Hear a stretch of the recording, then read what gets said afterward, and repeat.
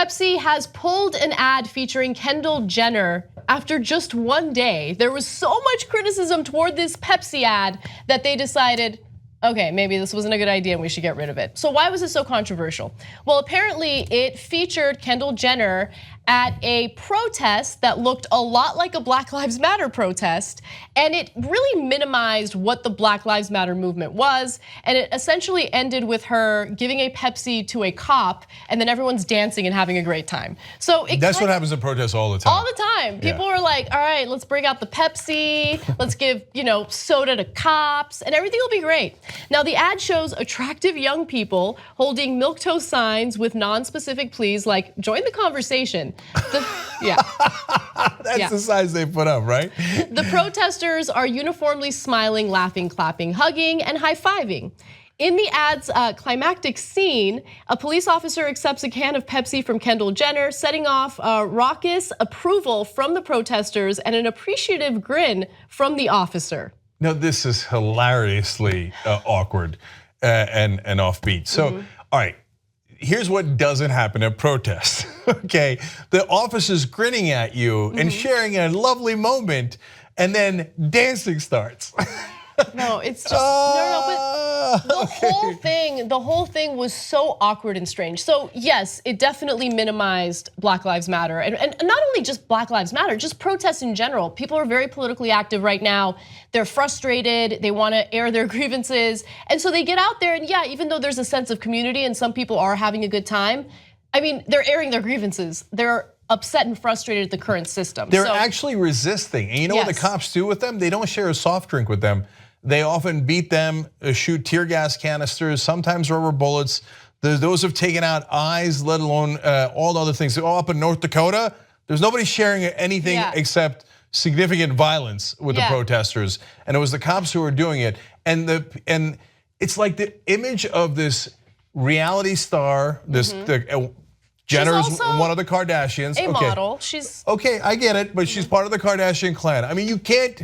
And then this white, gorgeous girl who's a reality star going up to the cops, and the cops being like, oh, okay, then I'm super into it. Yes. Whereas in real life, so for example, in that picture there, that's an iconic photo of Aisha Evans.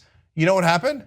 They didn't share a drink. They arrested her because she was actually resisting. And that's an amazing picture and of courage. And when she went up to them, nobody was grinning and nobody got fist bumped, okay? She was taken into custody. Yeah. So that's actually what happens. And it's such an advertiser thing to put a sign that says, join the conversation. Join the conversation. Because they. No, I know. Nobody in a protest where they're enraged at the police abuse goes in and goes, hey cops, join the conversation. Yeah, it's crazy. Okay, so, but for me, honestly, one of the most strange parts of the ad was like the first, it felt like 30 seconds. It might have been longer. It felt like an eternity, where they're just showing Kendall Jenner like watching the protesters, but she's also posing in a model-esque way as she's watching them. And like, okay, so the video starts off with her blonde. I don't know what the symbolism is there, right? So I'm gonna mimic her since we don't have the actual video, right? Yeah, the video's been taken down from online, and she's supposed to be a model in a shoot. She's like a model, and so it just kind of starts off with her like this, and she's just like. Sounds pretty good actually right now. And I'm just like, what is she doing? Are you gonna join the conversation, right? And then all of a sudden, she's like, you know what? I do want to join the conversation. And her like messy, like blonde bob, like she takes it off, and all of a sudden she's a brunette, and she's like, Pepsi, yeah, let me give you a Pepsi. And what? Like, but why? Why? And maybe, I don't know, maybe there's symbolism there that I didn't understand, but it was all very strange. So the only symbolism that they meant, and this was actually promoted before the controversy, is that they wanted to compare her to Cindy Crawford. Because Cindy Crawford was a famous model back in 1992 when she famously did a Pepsi ad. And so Kendall Jenner tweeted about that and how proud she was to be following in her footsteps, which I found to be appropriate symbolism because advertisers are stuck in 1992.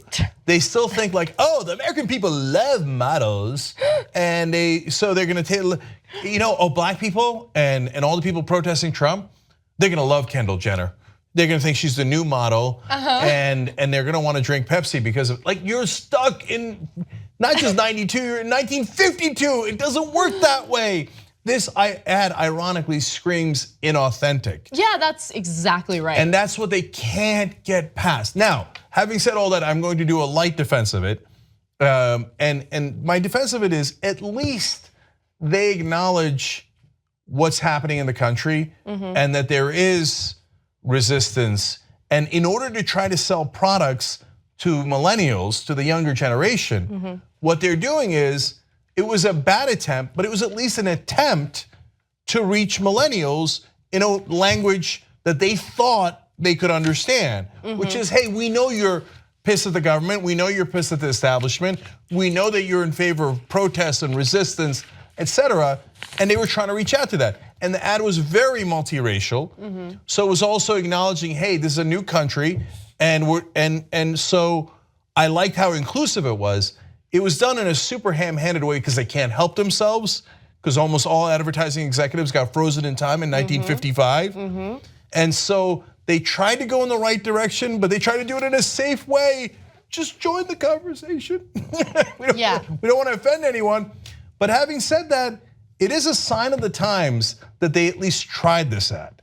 They tried it, but I think I think this is going to have unintended consequences for innocent bystanders. And what I mean by that is, advertisers are so afraid of anything political. They're so afraid. And in this case, they tried something and it came back and bit them in the ass, right? Yeah. And so that's what I'm kind of concerned of. I think there is a right way to engage audiences with political content or political programming and not offend people or get under people's skin. So that's a fair point, Anna, but I will say this. I think that eventually they're finally gonna snap out of it. I look at it from an optimistic lens, that they're gonna realize it's not 1955. We can't keep doing milquetoast and think that we're gonna get 100% of the country. It just doesn't work that way anymore.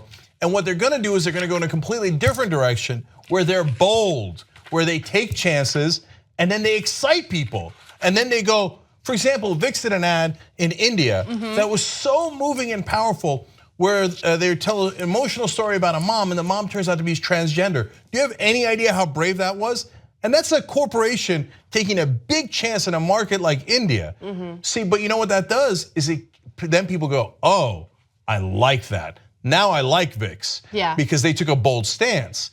That's the new world, and I think that this is a halfway step that was botched, but I think eventually they're gonna finally get there and actually take a real stand. I hope and so. Not have posters that say join the conversation, and they're actually gonna talk to people on the ground who actually are part of this, because they don't have a choice, because whether they like it or not, millennials are this progressive.